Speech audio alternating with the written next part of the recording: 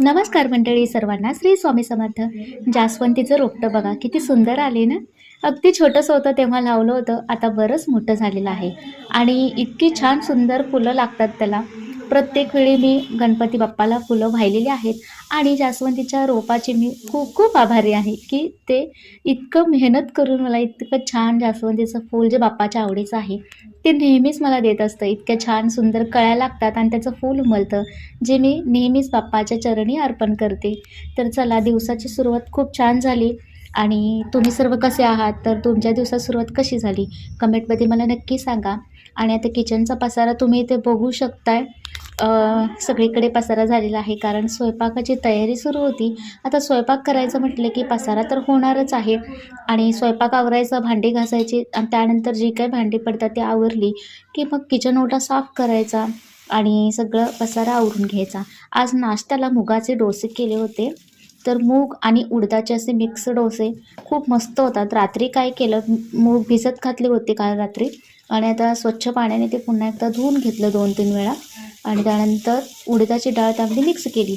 दोन्ही असं सेपरेट भिजत घातलं होतं आणि आता धुवून घेतल्यानंतर मिक्स केले.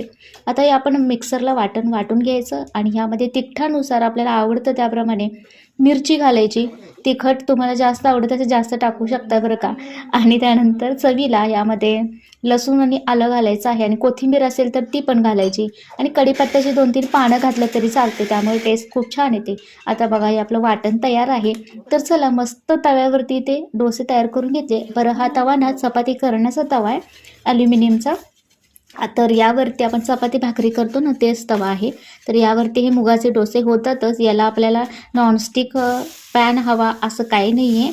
तुम्ही रोजच्या आपल्या भाकरीच्या तव्यावरती देखील हे डोसे सहज करू शकता. फक्त यावरती तेलाचा वापर करायचा आहे, पाण्याचा नाही. तर चला, मस्त असा नाश्ता तयार होता. त्यानंतर नाश्ता झाला आणि सगळी भांडी पुन्हा घासायला काढली. तर जेवण झाल्यानंतर भांडी पडतात, स्वयंपाक केल्यानंतर भांडी पडतात आणि नाश्ता झाल्यानंतर पुन्हा भांडी पडतात. आता दिवसातून आपण 5-6 वेळा आपली भांडी घासून होतात. तर चला, सगळी भांडी घासून घेतली आणि तवा देखील घासला बरं का सोबत. आणि आता किचन ओटा सगळा साफ करून घेतला आणि त्यानंतर नाश्ता माझा आवरलेला आहे. मला काही तसं नाश्ता करायची फार गडबड नव्हती, त्यामुळे मी आधी किचन ओटा सगळं साफ केले, भांडी घासून घेतली, त्यानंतर मग मी नाश्ता केला.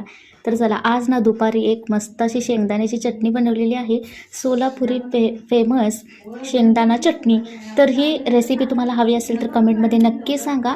इतकी मस्त एक नंबर होते चटणी टेस्टला आणि भाकरीसोबत, गरमागरम भाकरी किंवा चपातीसोबत तुम्ही कधीही जेवणासोबत खाऊ शकता. तर चला, हा व्लॉग कसा वाटला कमेंटमध्ये नक्की सांगा. टेक केअर, बाबा.